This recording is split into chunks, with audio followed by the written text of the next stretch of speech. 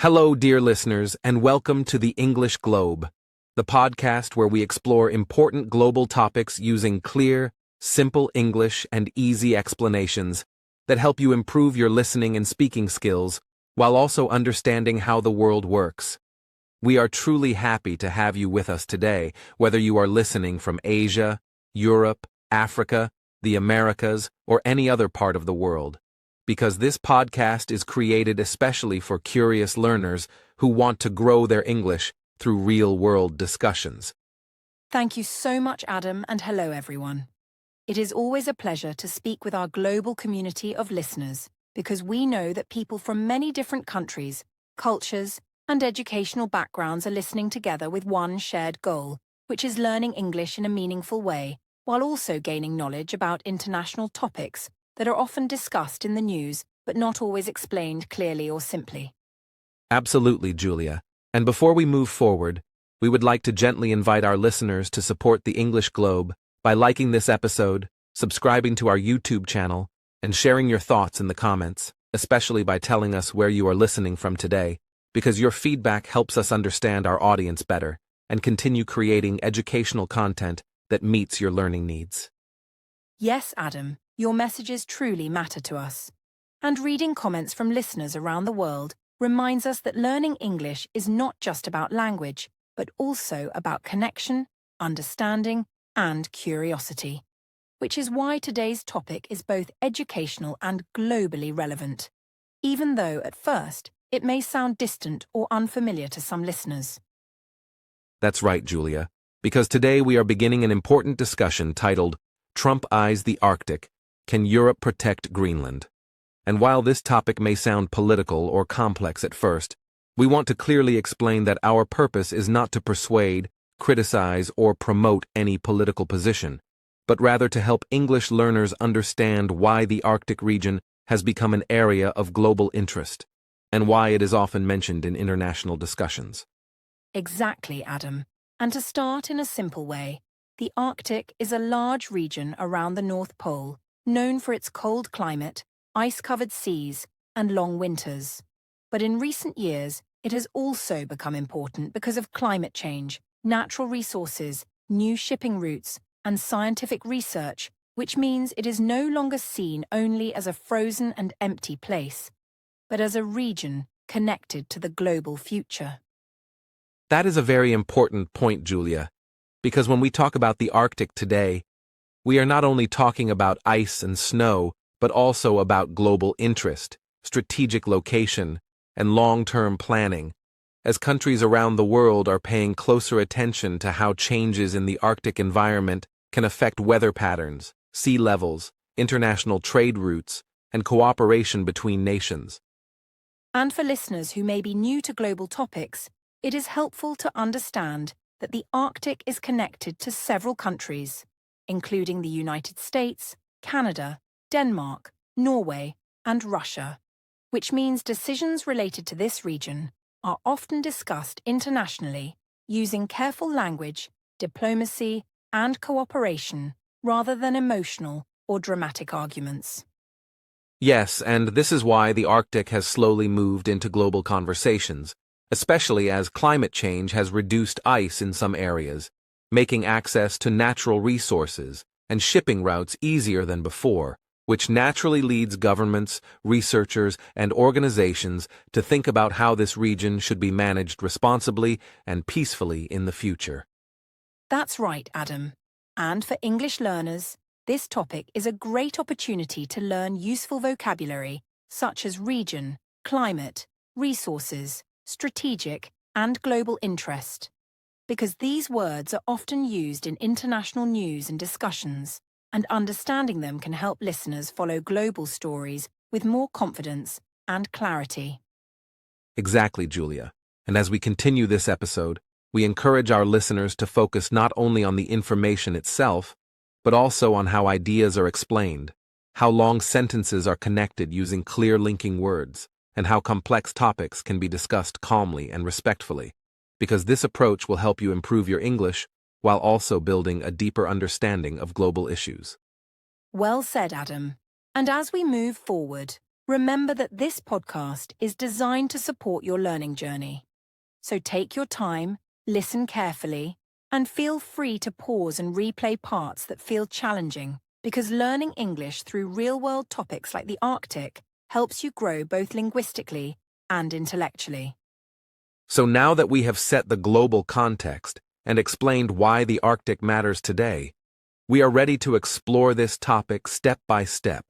starting with a clearer understanding of Greenland and why it plays such an important role in Arctic discussions, all while continuing to use simple, learner-friendly English that helps you feel confident and engaged.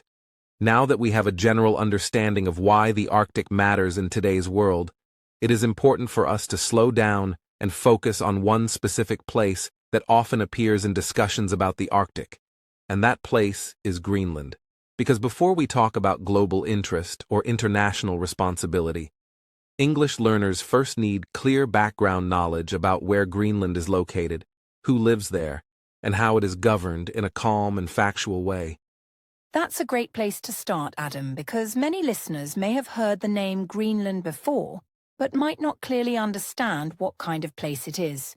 So let's begin with geography, which simply means where a place is on the map, and Greenland is a very large island located in the far north of the Atlantic Ocean, between North America and Europe, and although it is geographically close to Canada, it is politically connected to Europe. Exactly, Julia. And one interesting fact that surprises many learners is that Greenland is actually the largest island in the world, but despite its size, it has a very small population, because much of the land is covered by ice, snow, and mountains, which makes large cities, farming, and transportation difficult. And this natural environment has shaped how people live there for many centuries. To put this into simple numbers for our listeners, Greenland has a population of around 56,000 people, which is very small compared to most countries. And many of the people living there are Inuit, who have a long history in the Arctic region and have learned how to live with the cold climate, limited daylight, and strong connection to nature, fishing, and hunting. Yes, and this small population is an important part of understanding Greenland's political situation, because when we talk about governance, which means how a place is managed and ruled, population size, geography, and history all play a role, and Greenland's governance system has developed in a unique way that reflects both its local culture and its relationship with Denmark. This is where some learners may feel confused, Adam, because Greenland is not an independent country in the same way as France or Japan, but it is also not simply a normal part of Denmark either. So a helpful word for English learners here is territory, which refers to a region that belongs to a country but may have special rules or systems of self-management. That's an excellent explanation, Julia. And to clarify further, Greenland is officially part of the Kingdom of Denmark, which means that Denmark is responsible for certain major areas such as foreign affairs, defense, and international relations, while Greenland manages many of its own internal matters, including education, health services, local law, and economic planning. And this brings us to another very important vocabulary word for today, which is autonomous. Because when we say that Greenland is autonomous, we mean that it has the power to make decisions about many of its own domestic issues, even though it is still connected to Denmark at a higher level. And this system allows Greenland to protect its culture and make choices that fit its local needs. Yes, Julia, and autonomy is not the same as full independence, which is an important distinction for learners to understand, because autonomy means shared responsibility, where some powers stay with Denmark and others belong to Greenland's local government, and this balance has developed over time through agreements and legal reforms rather than sudden political changes. To help beginners understand this idea, imagine a large family where one adult manages the household finances and external matters, while another adult manages daily decisions inside the home, such as meals, schedules, and routines, because both roles are important, and they must work together, which is similar to how Denmark and Greenland share responsibilities. That's a very helpful example, Julia, and it also shows why governance in Greenland is often discussed carefully and respectfully in international conversations, because it involves legal agreements, historical relationships, and the voices of the people living there, rather than simple ownership or control in the traditional sense. And when we talk about the people of Greenland, it is important to remember that political systems are not just about governments, but also about daily life, language, and culture. Because many people in Greenland speak Greenlandic as their first language, while Danish and English are also used in education and international communication. Absolutely, Julia, and language itself reflects autonomy, because having the right to use and protect a local language is part of cultural governance, which means managing social and cultural affairs in a way that respects identity, tradition, and local values, especially in regions with indigenous populations. For English learners, this section introduces useful words like population, which means the number of people living in a place, governance, which refers to how decisions are made and carried out, and autonomous, which describes having self-rule in certain areas. And these words are often used in news reports, documentaries, and academic discussions.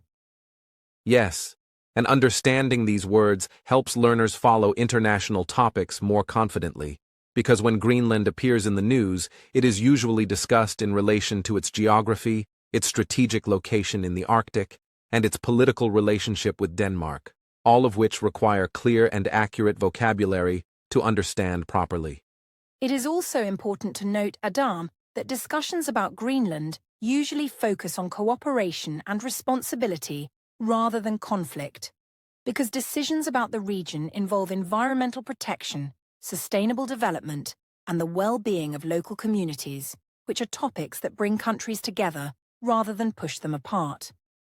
That's an important point, Julia, because when we explain Greenland's political status, we do so in a neutral and educational way, avoiding strong opinions or emotional language, since our goal here is not to argue, but to help English learners understand how real-world systems work, using calm explanations and clear examples.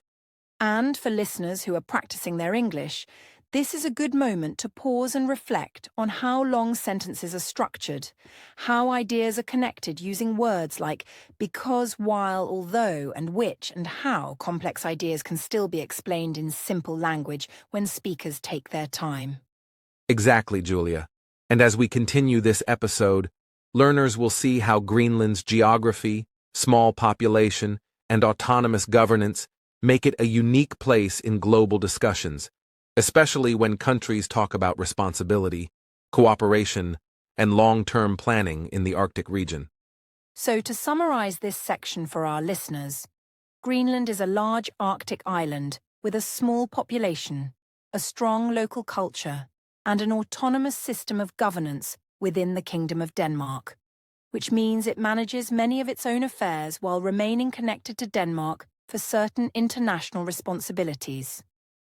Well said, Julia. And with this clear background in mind, we are now ready to move forward and explore why Greenland's location has drawn increasing attention in global conversations, and how geography can influence international interest, all while continuing to support our listeners in building strong English skills through thoughtful, real-world explanations. To understand why this topic gained international attention, it is important to focus carefully on publicly reported statements rather than opinions or predictions, because current U.S. President Donald Trump has made remarks in recent years showing interest in Greenland as part of broader discussions about the Arctic region, and these comments were covered by major global news organizations due to their unusual nature, their connection to strategic geography, and the fact that such statements came directly from a sitting head of state whose words are closely examined around the world. To explain this in simpler English for our listeners, when a president speaks about another region or territory, even in a general or informal way, journalists and governments listen very carefully, because words from national leaders can influence diplomatic relationships, public debate, and international understanding, which is why Trump's statements about Greenland quickly became a global news story rather than remaining a local or temporary discussion. According to media reports, President Trump expressed interest in the idea of the United States increasing its involvement or presence in Greenland. And although this was not presented as an official policy document or a formal proposal approved by government institutions, the statement itself was enough to raise questions internationally because it touched on sensitive concepts such as territory, governance, and cooperation between allied nations, which are normally discussed through long diplomatic processes. For English learners, this is a useful example of reported speech, because instead of repeating exact sentences spoken by the president, news articles often explain what was said using phrases like, "the president stated," "the president suggested," or "the president expressed interest," which allows journalists to present information accurately while keeping a neutral tone that avoids emotional or persuasive language. The reason these statements drew attention was not because they immediately changed policy or law, but because remarks from a sitting president are often understood as signals of strategic thinking, and when those signals involve a region like the Arctic, which already plays a role in climate research, global security discussions, and long-term economic planning, governments and analysts around the world feel a responsibility to respond with clarification and context. Here it is important to understand the vocabulary word reaction, because in international news, this word usually refers to official responses, such as press statements, interviews, or diplomatic comments, rather than emotional responses. And following President Trump's remarks, reactions came from Denmark, Greenlandic officials, and international observers who explained existing agreements and responsibilities in calm and measured language. Another key phrase for learners is international attention, which means that a topic is discussed across many countries and media systems at the same time. And President Trump's comments reached this level because they involved the United States, Europe, Arctic geography, and long-term global interests, all of which naturally attract coverage beyond national borders, even when no immediate action follows. For listeners improving their English, this section shows why understanding news language is so important, because journalists often focus on statements rather than actions, and learning how words like proposal, statement, and reaction are used helps listeners follow global news calmly, without confusion or misunderstanding, especially when topics involve powerful countries and sensitive regions. So the main educational point here is that President Trump's Arctic interest became news because words spoken by current leaders carry weight, and by learning how such statements are reported, explained, and contextualized, English learners can better understand international stories while also improving their listening skills through clear, factual, and respectful language. To understand why Greenland appears in discussions about global security, we first need to explain a simple but very important idea, which is that in international relations, location often matters just as much as size or population, because a place can become strategically important simply due to where it sits on the world map, and Greenland's position between North America and Europe places it directly along key routes that connect major regions of the world. That explanation is very helpful, Adam, because when English learners hear the word security, they may immediately think about danger or conflict. But in global discussions, security usually means planning, protection, and awareness, rather than violence. And in the case of Greenland, security mainly refers to monitoring activities, maintaining stability, and ensuring that international cooperation continues peacefully in the Arctic region. Exactly, Julia. And when countries talk about security in the Arctic, they are often referring to long-term concerns such as safe navigation, environmental protection, and early communication systems. Because as Arctic ice changes due to climate conditions, new sea routes are becoming more accessible, which naturally increases interest from countries that depend on global trade and transportation. To make this simpler, we can think of Arctic routes as new paths across the ocean that ships may use in the future. And when new routes appear, countries want to make sure they are safe, well monitored, and governed by clear rules, which is why security discussions often focus on cooperation and shared responsibility rather than competition or confrontation. Yes, and Greenland's location makes it important in this context because it sits close to these emerging Arctic sea routes. And for countries involved in global shipping, research, and communication, having awareness of what happens in this region helps them plan more effectively, reduce risks, and respond to environmental or logistical challenges in a coordinated way. This is a good moment to explain the vocabulary word monitoring, because monitoring simply means watching, measuring, and collecting information over time. And in Greenland's case, this can include weather observation, satellite communication, scientific research, and environmental tracking, all of which help countries understand changes in the Arctic without creating fear or conflict. Another important term for English learners is defense, which in modern international language does not only mean weapons or armies, but also includes communication systems, emergency response planning, and coordination between allies, especially in remote regions where natural conditions can be harsh and unpredictable. That's an important clarification, Adam, because defense in the Arctic often focuses on preparedness rather than action,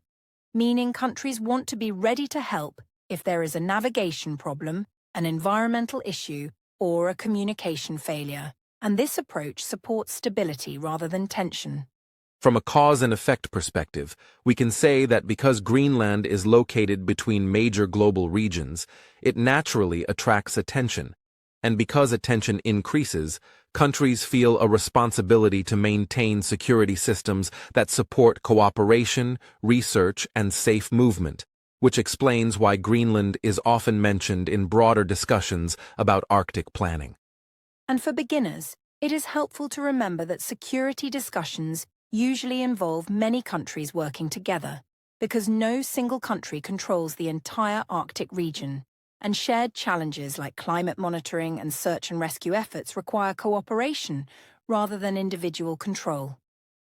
This leads us to another key vocabulary word, which is cooperation, because cooperation means working together toward common goals. And in the Arctic context, this often includes scientific partnerships, information sharing, and agreements that help countries manage the region responsibly and peacefully. For English learners, this shows that not all security-related vocabulary is negative or aggressive, because words like cooperation, monitoring, and communication are central to modern security language, especially in regions like the Arctic, where collaboration is essential due to environmental conditions. It is also important to understand that Greenland's strategic importance does not come from military power, but from geography, infrastructure, and long-term planning, which means discussions about its role usually focus on stability, responsibility, and foresight rather than immediate action or confrontation. That's a very reassuring point, Adam, and it helps listeners understand that when news reports mention Greenland in relation to security, they are often referring to planning and awareness rather than danger, which is why calm and careful language is used by officials and journalists alike. From an educational perspective, this section helps learners see how cause and effect structures work in English, because we often explain ideas by saying that because a place is located in a certain way, therefore it becomes important, and as a result, countries pay attention to it, which is a very useful pattern for understanding news and academic English. Yes, and listeners can practice this by noticing how sentences connect ideas logically, showing that security discussions are built on reasoning and explanation rather than emotion, which is exactly how international topics are usually presented in responsible media. So when we hear that Greenland has strategic importance in global security, what this really means is that its location supports communication, observation, and cooperation in the Arctic, helping countries plan for the future while maintaining stability and shared responsibility in a changing environment. And for English learners, understanding this helps build confidence when listening to global news, because instead of feeling overwhelmed by serious words, you can focus on their real meaning and how they are used calmly to describe planning, protection, and cooperation across borders. With this clear understanding of why location and security matter in Greenland's case, we are now ready to move forward and explore how Europe and its institutions think about responsibility in the Arctic, always keeping our explanations neutral, educational, and focused on improving your English skills at the same time. To continue our discussion in a clear and balanced way, it is now important to understand Europe's role in relation to Greenland, because when international news mentions responsibility in the Arctic, Europe is often included through Denmark and the European Union, and for English learners, it is helpful to separate facts from opinions by focusing on how responsibilities are defined, shared, and managed through established political and legal systems rather than emotional or persuasive arguments.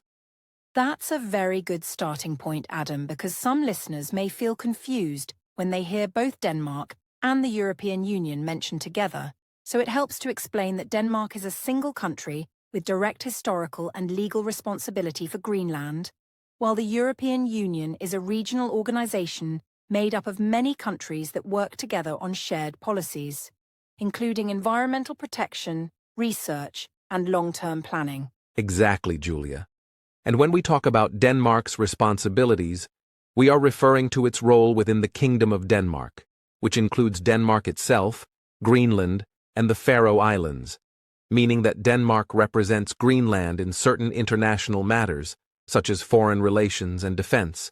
while also respecting Greenland's autonomous governance in domestic affairs like education, healthcare, and local economic development. To make this clearer for beginners, responsibility in this context does not mean control in daily life, but rather legal and diplomatic duty, which means Denmark speaks on behalf of Greenland in international meetings, signs agreements, and ensures that Greenland's interests are represented according to existing laws and agreements, while local leaders in Greenland manage most internal decisions. This system shows an important example of shared governance, because governance means the way decisions are made and carried out, and in Greenland's case, governance is divided between local authorities and the Danish state, creating a balance that allows cooperation while protecting local identity and decision-making power. That balance is very important, Adam, because it helps listeners understand that responsibility can exist at different levels, meaning a local government handles everyday issues, while a national government manages broader international responsibilities, and both levels are connected through cooperation rather than competition. Now, when we expand this discussion to include the European Union, we see a different type of responsibility, because the EU does not govern Greenland directly, but it plays a role in Arctic policy through cooperation, funding, scientific research, and environmental initiatives that involve multiple European countries working together toward shared goals. For English learners, this is a good moment to understand the word alliance, because the European Union functions as an alliance where countries agree to cooperate in certain areas, such as trade, research, and environmental protection, while still remaining independent nations with their own governments and laws. Yes, Julia, and in the Arctic context, the EU's approach is usually focused on long-term stability, sustainability, and peaceful cooperation, which means supporting research projects, promoting environmental responsibility, and encouraging dialogue between Arctic and non-Arctic countries through established institutions rather than unilateral action. This shows another important difference between national and regional responsibility, because a national government like Denmark has direct legal ties to Greenland, while a regional organization like the EU supports broader cooperation by bringing together knowledge, funding, and shared standards that benefit multiple countries at the same time. From an educational perspective, this layered system of responsibility explains why Europe often speaks with more than one voice in Arctic discussions, because Denmark represents Greenland legally, while the EU contributes through policy frameworks and cooperative programs that reflect the interests of its member states. And for learners, it is useful to remember that cooperation does not mean agreement on everything, but rather a willingness to work together within rules and institutions, which is why European involvement in the Arctic is usually described using careful, formal language that emphasizes dialogue and shared responsibility. Another key vocabulary word here is responsibility, which in international discussions refers to duty, obligation, and long-term commitment. And when Europe talks about responsibility in the Arctic, it often means protecting the environment, supporting scientific understanding, and ensuring that development happens in a sustainable and lawful way. That's right, Adam. And this careful language helps keep discussions constructive, because it avoids fear-based or confrontational terms and instead focuses on governance, which is the structured and organized way decisions are made through laws, agreements, and institutions, rather than through sudden or emotional actions. From a cause and effect point of view, we can say that because Greenland is part of the Kingdom of Denmark, Denmark has international responsibilities, and because Greenland is located in the Arctic, European institutions also feel a responsibility to contribute through cooperation and policy support, which explains Europe's continued involvement in Arctic discussions. This cause and effect structure is very useful for English learners because it shows how formal explanations are built step by step, helping listeners understand not only what is happening, but why it happens, using logical connections instead of opinions. It is also important to note that Europe's role in the Arctic is usually presented as supportive rather than directive, meaning the goal is to assist, coordinate, and cooperate, while respecting local governance and international law, which helps maintain trust and stability across borders. For listeners improving their English, this section introduces formal vocabulary often used in global discussions, such as governance, alliance, and cooperation. And hearing these words in calm explanations makes it easier to recognize and use them correctly in your own speaking and writing. So when we ask whether Europe has a role in protecting Greenland, the educational answer focuses on responsibility, cooperation, and governance, rather than power or persuasion, showing how modern international relations rely more on dialogue and shared frameworks than on direct control. And understanding this helps English learners follow international news with confidence, because you can listen for structure, vocabulary, and logic instead of feeling overwhelmed by serious topics, knowing that these discussions are usually guided by rules and cooperation. With this clear explanation of Denmark's responsibilities and the European Union's cooperative approach, we are now prepared to continue exploring how international law and sovereignty shape discussions about Greenland, always keeping our focus on education, clarity, and improving your English skills.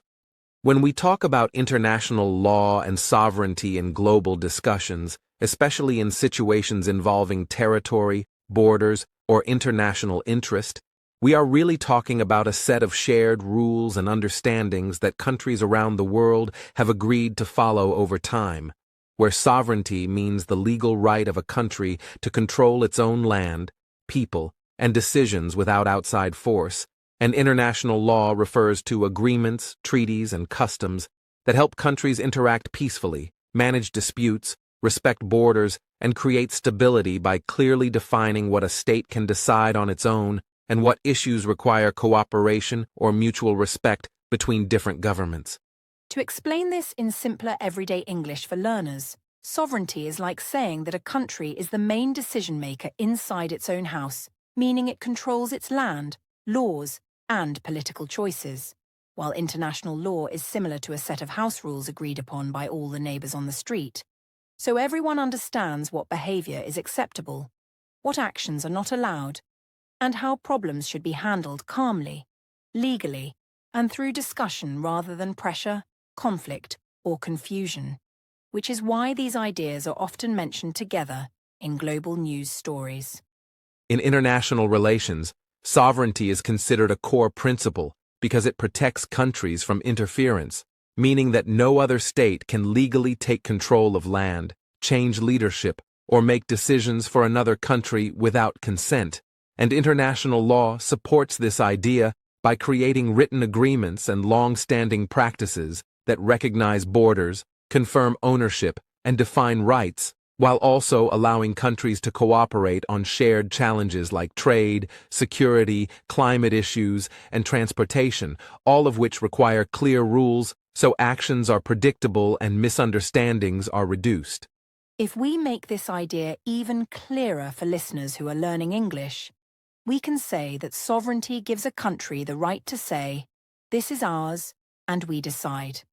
while international law helps answer questions like, how do we respect each other's space? How do we work together? And what happens if there is disagreement? And these laws are not controlled by one single country, but are created through meetings, agreements, and long discussions where many nations participate, which helps keep the system balanced and more widely accepted.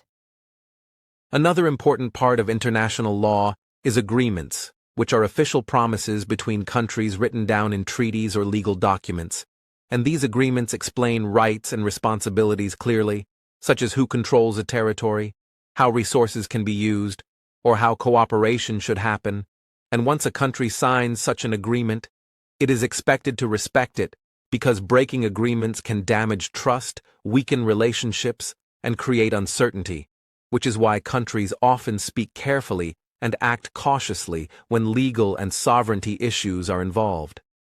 For learners, it may help to think of an agreement as a signed contract between countries, where each side understands what it can do and what it should not do. And sovereignty means that no country can be forced into an agreement without consent, which makes international law different from local law inside a country, because there is no global police force. So respect, cooperation, and shared understanding become very important tools for keeping order and stability between nations. When international law talks about rights, it usually means legal permissions recognized by other states, such as the right to govern a territory, the right to control natural resources, or the right to defend borders under certain conditions. And these rights exist to reduce conflict by making expectations clear, while sovereignty ensures that these rights belong first to the state itself, not to outside actors, which is why discussions about territory or strategic regions often return to legal language rather than emotional or political arguments.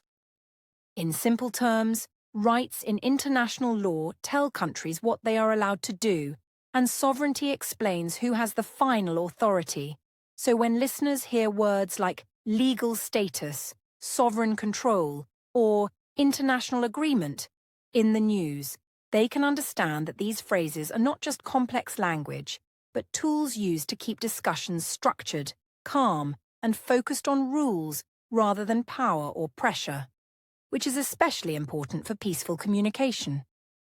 It is also important to understand that international law develops slowly over time based on past agreements, court decisions, and accepted behavior, meaning that countries rely on history and precedent when explaining their positions, and this slow development helps create stability because sudden changes could create confusion, disagreements, or conflict, which is why leaders often use careful and formal language when speaking about sovereignty and legal matters in international settings.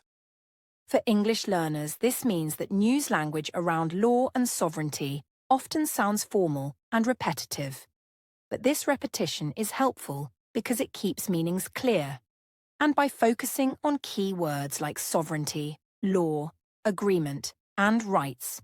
listeners can follow complex topics step by step without needing advanced legal knowledge, since the goal of such language is explanation, not argument, and understanding, not persuasion.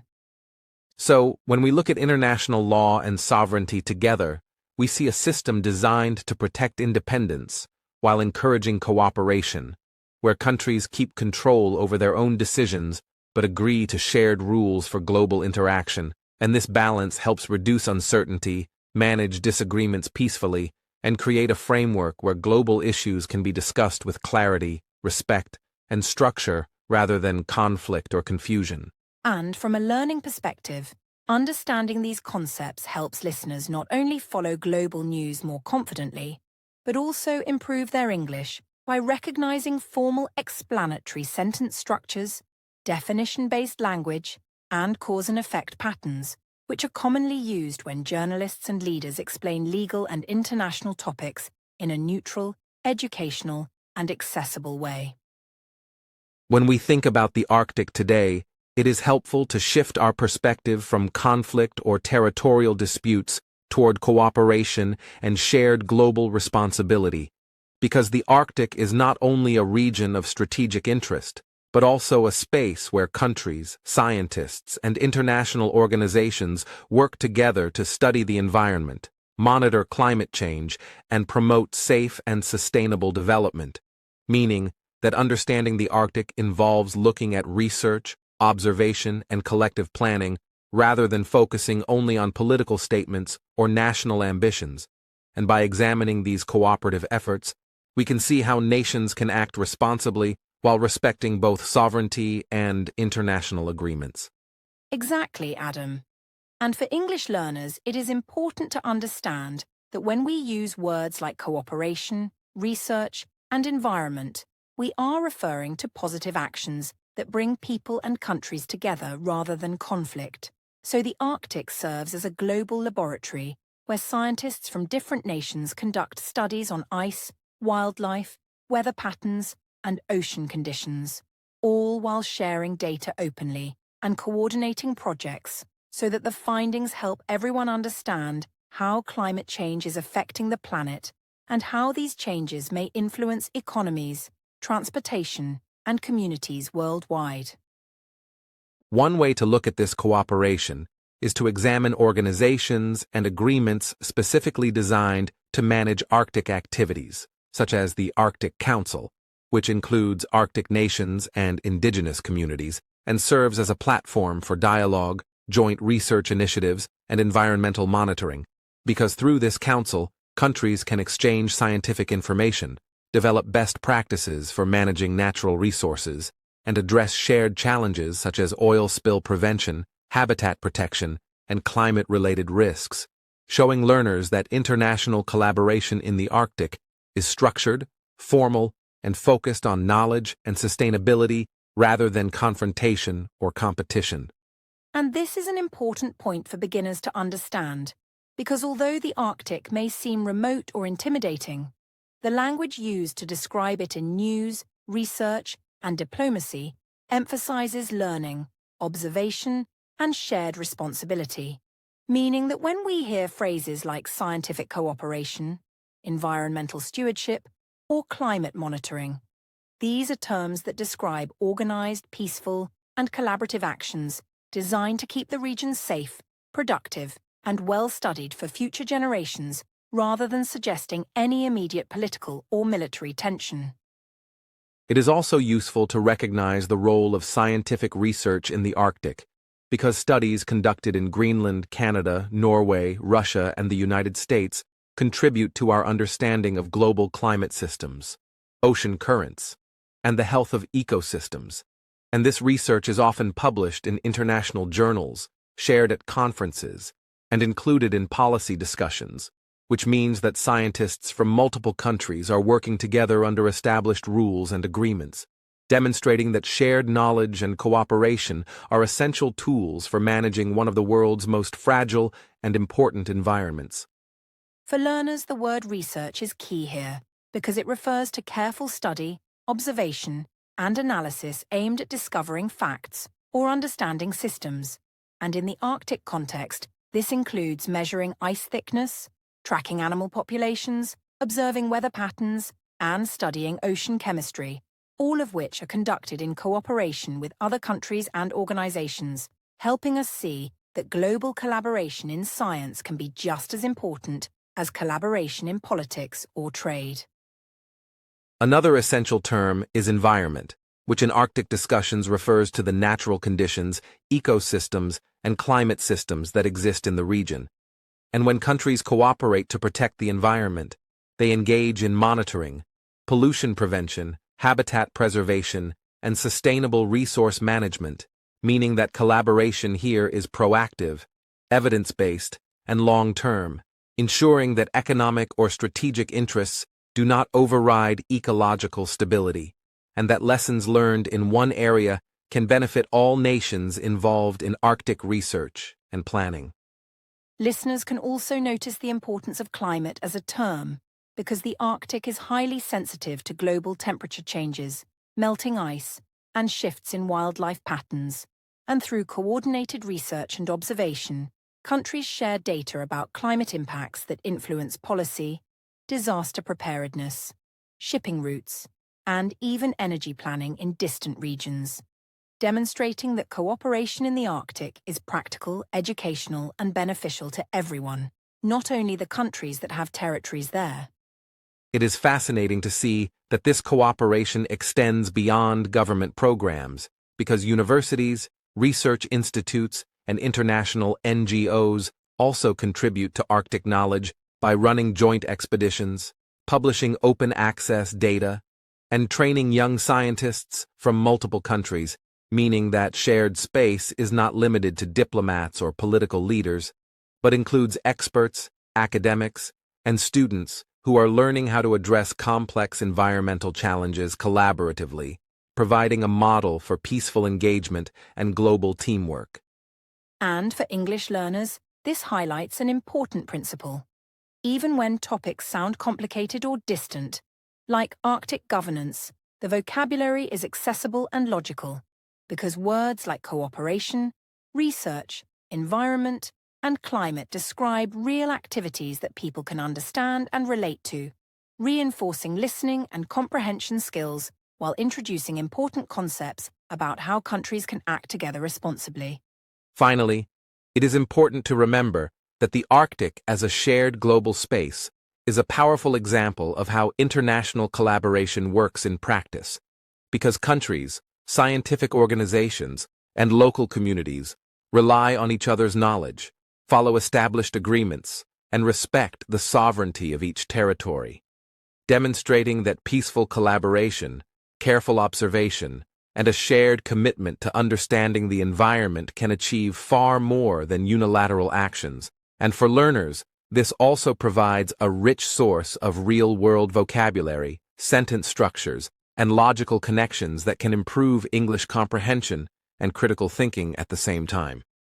Exactly, Adam. And in summary, when listeners think about the Arctic, they can focus on curiosity, learning, and collaboration rather than fear or competition, understanding that research and cooperation in the Arctic not only help scientists and policymakers, but also provide an educational model for English learners, showing how complex global topics can be explained in calm, structured language, how new vocabulary is applied in context, and how the Arctic serves as a living example of what it means to work together as a global community to protect the planet, study its changes, and learn lessons that affect everyone worldwide.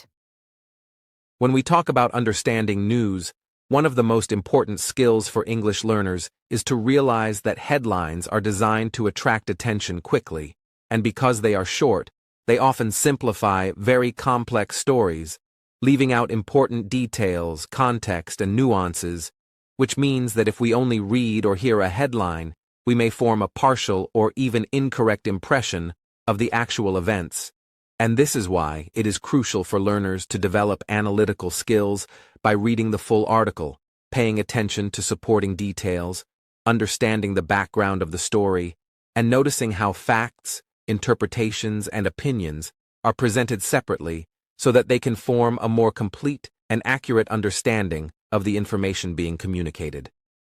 Exactly, Adam. And it is also essential to recognize that headlines often use emotional or dramatic words to make a story seem urgent, shocking, or more interesting than it really is, which can influence the way readers feel about the topic before they understand the facts. And as learners of English, we should practice asking questions such as, who is involved in this story? What actually happened? What evidence supports this information? What is the broader context?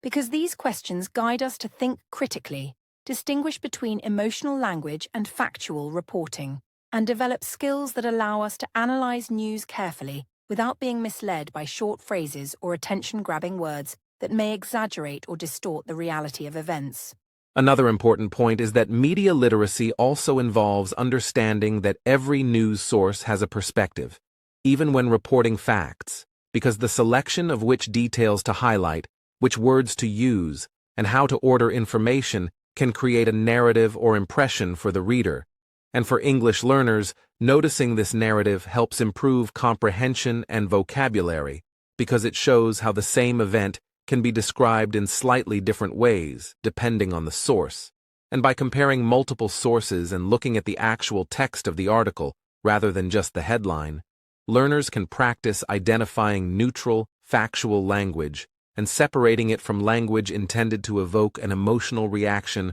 or support a particular interpretation. For instance, when a headline says, "Country X threatens country Y," it may sound dramatic and frightening. But by reading the full report, we might see that the article explains a routine military exercise, a diplomatic disagreement, or a statement taken out of context, which means that the headline created a certain narrative that does not fully represent the facts.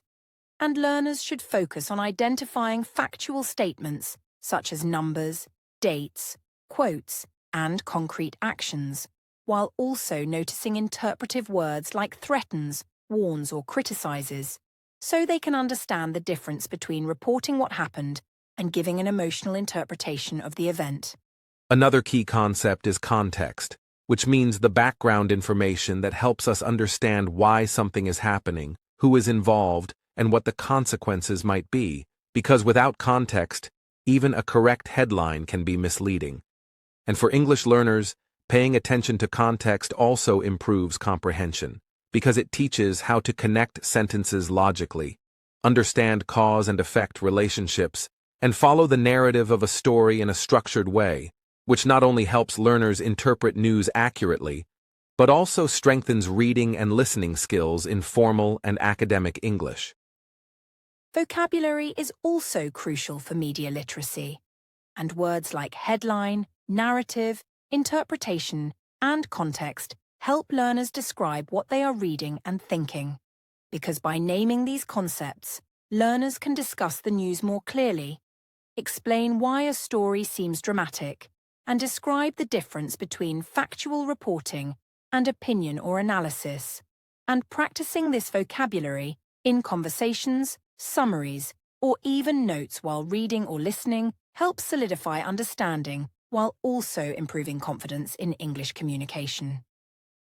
It is also useful to notice how sentence structures in news reporting often connect ideas logically using cause and effect phrases, transitions, and connectors such as because, as a result, however, and in addition, which allows readers to understand the reasoning behind events and the relationships between actions, consequences, and interpretations. And for learners, identifying these structures helps not only with comprehension, but also with improving writing and speaking skills by showing how to explain complex ideas clearly and logically in English, without relying on short, fragmented sentences or oversimplification.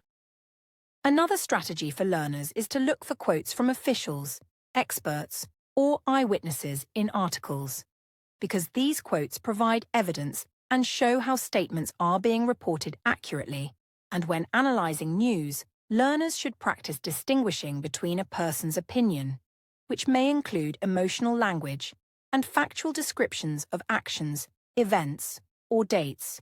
which are usually verifiable and less subjective. And by noticing this difference, learners strengthen their critical thinking while improving vocabulary, comprehension, and confidence in discussing news topics in English. A helpful practice is also comparing headlines from different sources about the same event, because this demonstrates how each media outlet chooses words and framing to attract readers, convey urgency, or highlight certain angles. And for English learners, this comparison teaches how the same facts can be presented in different ways depending on the narrative, but also reinforces understanding of synonyms, adjectives, and formal versus informal language, which is important for improving reading comprehension, listening skills, and analytical thinking in real-world English contexts. Finally, It is essential for learners to remember that understanding news is a skill that combines language learning, critical thinking, and global awareness. Because the goal is not just to follow events, but also to recognize patterns in reporting, interpret vocabulary accurately, and understand how context shapes meaning. And when learners approach headlines carefully, read full articles, and reflect on evidence versus interpretation,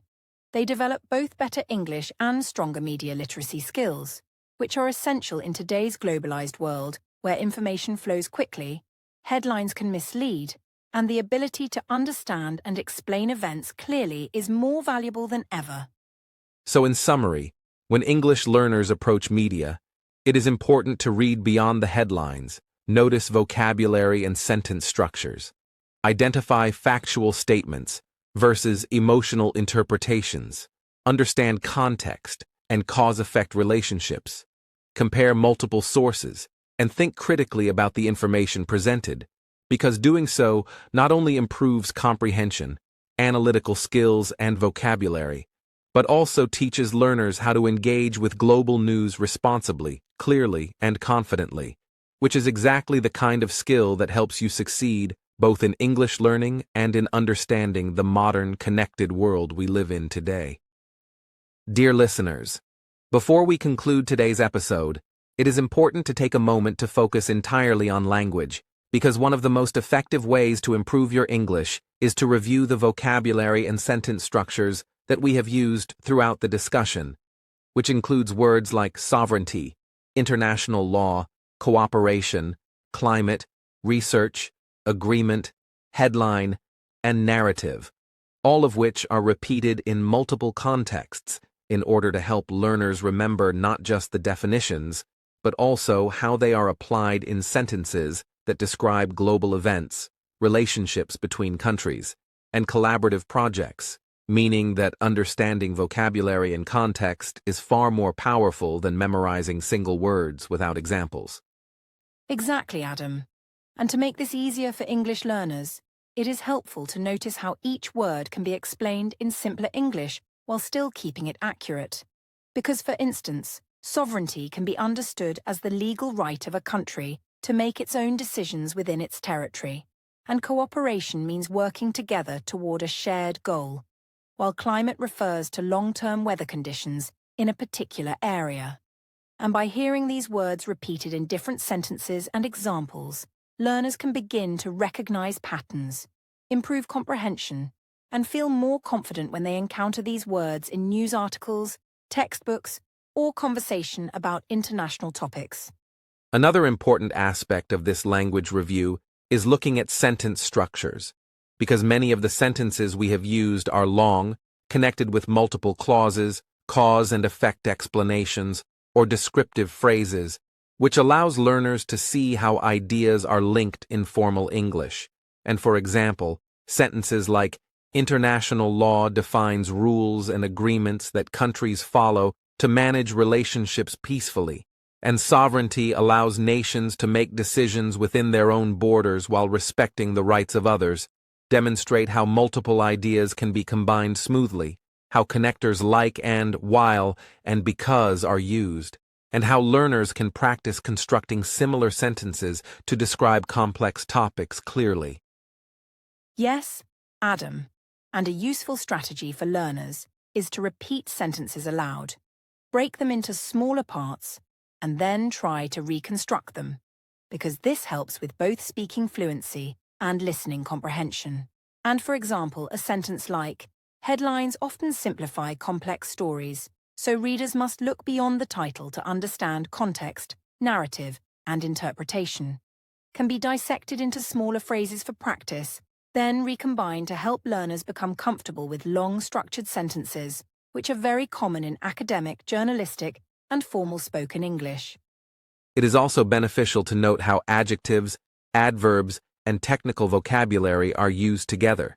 because in sentences like careful scientific research, conducted in cooperation with multiple countries, provides critical data about climate change, environmental impacts, and the health of ecosystems.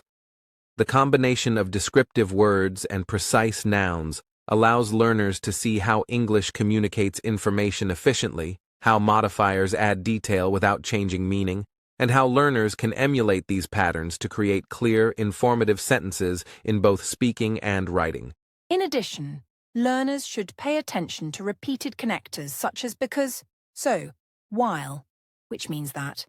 And for example, because these connectors help link ideas logically, clarify relationships between cause and effect, and maintain flow in longer sentences. And by practicing sentences like, because international law sets limits and expectations, countries can cooperate peacefully, while sovereignty ensures they retain authority over their own decisions. Learners begin to internalize how complex relationships can be explained naturally and smoothly in English without breaking the logical flow or clarity of the message. Another point to emphasize is that many of today's sentences used vocabulary in context rather than isolation, which is a key strategy for learners, because when we use words like agreement, rights, research, and cooperation in a full sentence, learners can see grammatical patterns, preposition use, and collocations. For example, phrases like agreement between countries, rights of a nation, cooperation in research, or data about climate show how words fit naturally in English, which helps learners understand meaning, usage, and sentence structure simultaneously, reinforcing both comprehension and production skills. Exactly, Adam. And repetition is critical, because hearing these words and structures multiple times, in multiple contexts, and in longer sentences, allows learners to remember them more effectively, and learners can practice by listening carefully, then repeating sentences aloud, writing their own examples using similar structures, or explaining the sentences in their own words, which not only improves vocabulary retention, but also strengthens listening, speaking, and even writing skills for academic or professional English. We should also highlight the pattern of definition-based sentences, which were used extensively in this episode, because many sentences begin with a concept, follow with a clear definition, and then provide context or an example. For instance, sovereignty, which is the legal authority of a country over its territory, allows nations to make decisions independently, while international law provides shared rules for cooperation. Demonstrates a clear structure that can be used repeatedly to explain difficult concepts in simple, formal English, giving learners a template for constructing their own explanatory sentences. Finally, dear listeners, remember that the combination of vocabulary review, sentence structure practice, repetition, and example-based learning allows you to improve your English in a holistic way. Because by focusing on long, connected sentences, understanding words in context, practicing connectors, and repeating examples aloud, learners can strengthen listening comprehension, speaking fluency, and even confidence in writing and discussion, which shows that learning English through real-world topics like international law, Arctic cooperation, and media literacy is not only practical, but also highly effective, engaging, and directly applicable to global understanding and everyday communication in English. Dear listeners, as we reach the end of today's episode, it is very important to pause and reflect on everything we have discussed. Because throughout this episode, we have explored a wide variety of topics, including the geography and political status of Greenland, the strategic and environmental significance of the Arctic, the international cooperation and scientific research conducted in the region,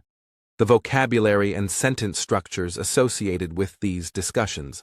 and also the role of media, headlines, and analytical thinking for understanding global news.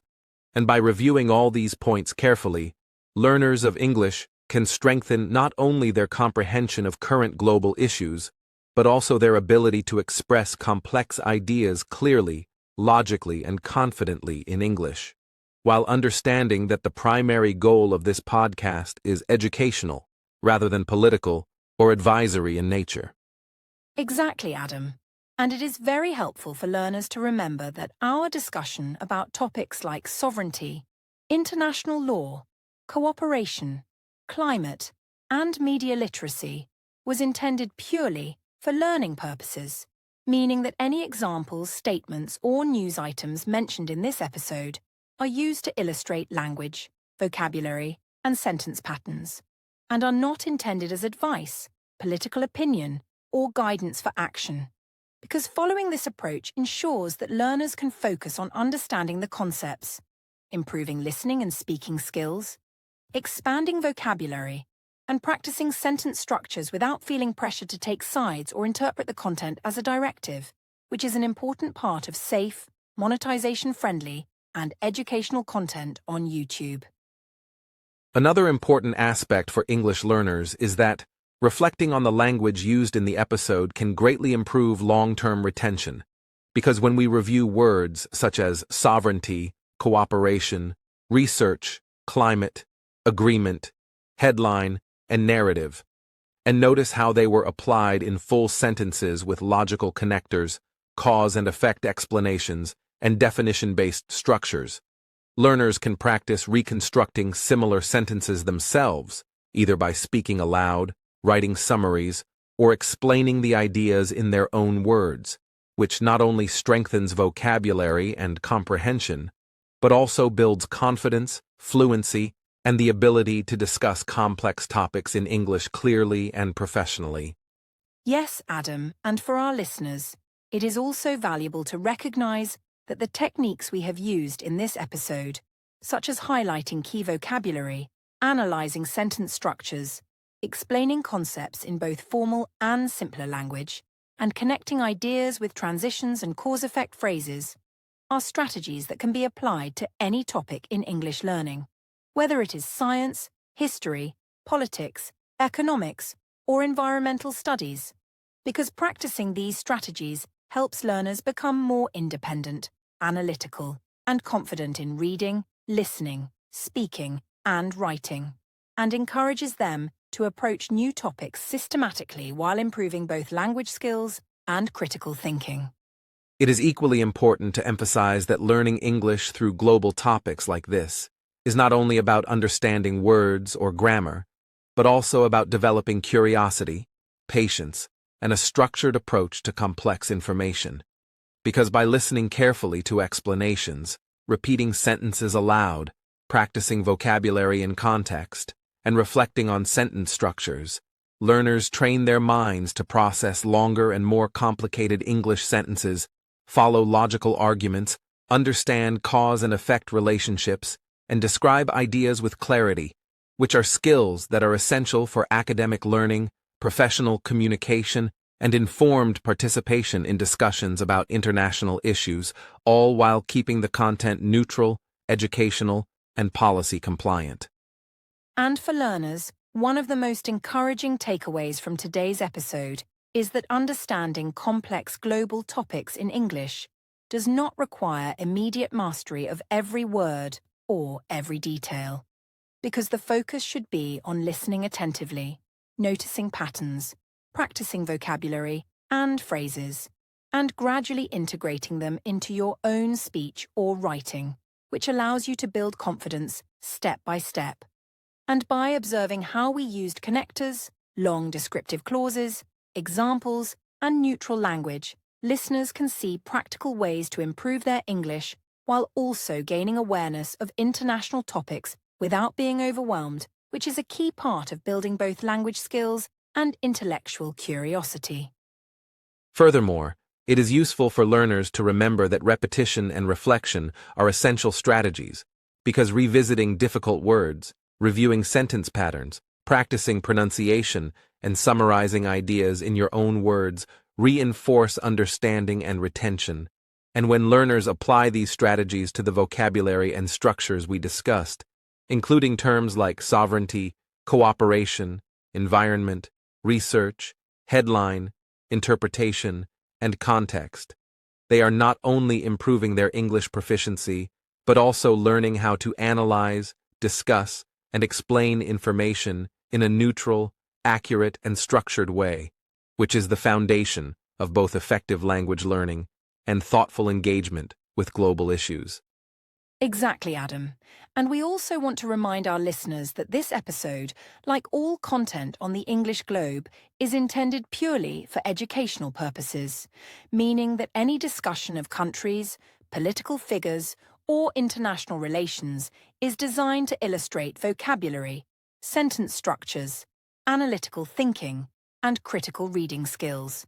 and is not intended to provide political guidance, express an opinion, or influence actions. Because keeping content neutral and educational allows learners to focus on language development, comprehension, and confident communication without being distracted by controversy or bias, which is a key principle of safe, professional, and effective English learning content. In conclusion, dear listeners, as we finish today's episode, we encourage you to continue practicing English by revisiting vocabulary, reviewing sentence structures, repeating long sentences aloud, and trying to explain the ideas in your own words,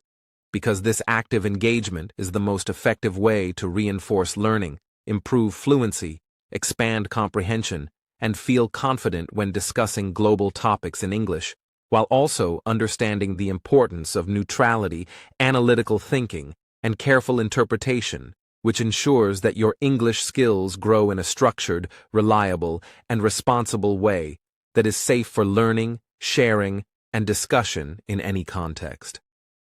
Yes, Adam. And we want to leave our listeners with a calm and supportive reminder that learning English is a gradual journey, and that exploring complex topics such as international law, Arctic cooperation, media literacy, and sovereignty in simple, structured English helps you build skills that last a lifetime, encourages curiosity, and shows how language can open doors to understanding the world. And by practicing patience, repetition, reflection, and careful analysis, learners can become more confident, independent, and skilled in English, while gaining the ability to interpret global information accurately, responsibly, and safely. So, dear learners, thank you for joining us on this journey, for listening carefully, for practicing vocabulary, and for following along with long sentences, analytical explanations, and real-world examples, because your commitment to learning English through global topics is exactly what will help you improve comprehension, speaking, and critical thinking. And we hope that after today's episode, you feel more confident not only in using words like sovereignty, cooperation, headline, and research, but also in analyzing news, interpreting information responsibly, and communicating complex ideas clearly in English, which is the ultimate goal of the English Globe podcast. Exactly, Adam. And we want to encourage all our listeners to keep exploring, practicing, and learning, because every episode of the English Globe is designed to help you improve your English in an enjoyable, structured, and safe way, while gaining knowledge about the world, and by focusing on vocabulary, sentence patterns, context, and critical thinking, you can continue to build both your language skills and your understanding of global topics confidently and responsibly. And remember that learning is a journey that becomes easier and more rewarding each time you listen, repeat, and apply what you have learned in real life.